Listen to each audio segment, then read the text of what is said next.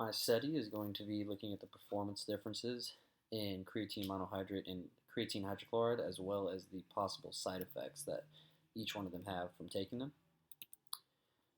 Creatine monohydrate has been studied in exercise science for the last several decades.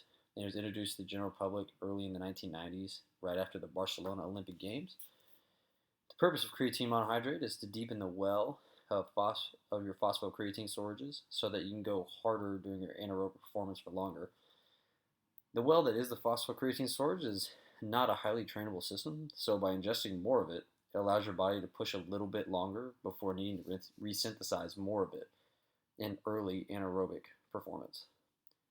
Creatine does help make athletes bigger, faster, and stronger, but it does that by allowing them to push harder for a little bit longer. So when you hear people say that creatine monohydrate makes you bigger, faster, or stronger, it doesn't necessarily do that directly, but it gives you the opportunity to build yourself to be a little bit faster, bigger, and stronger. Now, the problem that some people have with creatine monohydrate is the side effects. The most common side effect is the undesired weight gain that comes from creatine monohydrate. There's usually somewhere between 3 to 7 pounds of water weight that you gain from taking creatine monohydrate, which for a football player isn't a big deal, but in athletes that are in weight-restricted sports, like Olympic weightlifting, or even sports that don't necessarily have weight classes, but gymnastics, when they have body weight tricks and performance skills that they do, that an extra 5 to 7 pounds could be the difference between making it and missing it. It is a problem to be putting on that type of weight, even though they would want to gain that type of anaerobic performance benefit from something like creatine monohydrate. Certain sports just discourage weight gain altogether because of the possible negative side effect it has on athletic performance. The possible intervention for this problem is a new contender on the supplement market called creatine hydrochloride. It is a possible solution, and this version of creatine claims to have the exact same anaerobic performance benefits, but just without the side effects that creatine monohydrate have. This sounds really great, but up to this point, there's been no definitive studies that have proved its effectiveness or proved the fact that it doesn't carry the exact same side effects that creatine monohydrate has.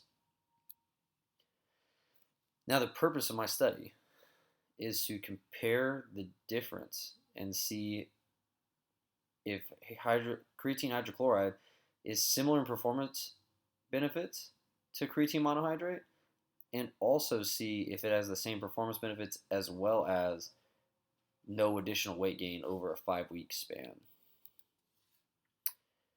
So my method of trying to find this out would be to take 30 participants from Unicus Athletics. It's a gym in Argyle where I coach. The reason that I'd like to take them specifically from this gym is I can take out the variable of training from my study. All of them will be doing the exact same training every day, so none of them will be getting additional anaerobic training somewhere else and skewing the results of my study. The subjects won't currently be taking creatine monohydrate or creatine hydrochloride. That way there isn't an already built up amount in their system. I'll divide the 30 into 3 groups randomly and give them an unmarked supplement. So I'll give them all an appearing the same white powder that they all look like, except some of them will be creatine monohydrate, some of them will be creatine hydrochloride, and then some of them will be a complex carbohydrate powder, or in other words, the placebo group. Each participant is going to take 5 grams before going to bed at night. That way it's the same time of day, or roughly the same time of day, and we don't have to worry about them using up any more of their creatine storages during the day. And then we'll also take their body weights 1 day a week. I'll have them come into the gym, step on the scale, and then we'll compare body weights 1 day a week over 5 weeks. And then for the anaerobic performance part of the test, let me move myself out of the way just a little bit here. For the anaerobic performance part of the test, we're going to put them on the aerosol bike that we have at our gym. We're going to have them do about a 12-second sprint.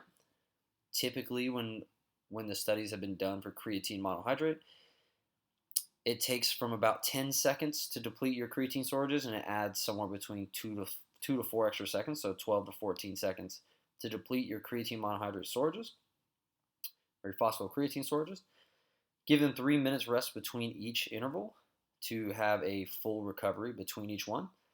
And then our data that we'll take will be the total calorie production on the bike each time, so not accumulatively, but on each interval, and then your body weight over the course of 5 weeks.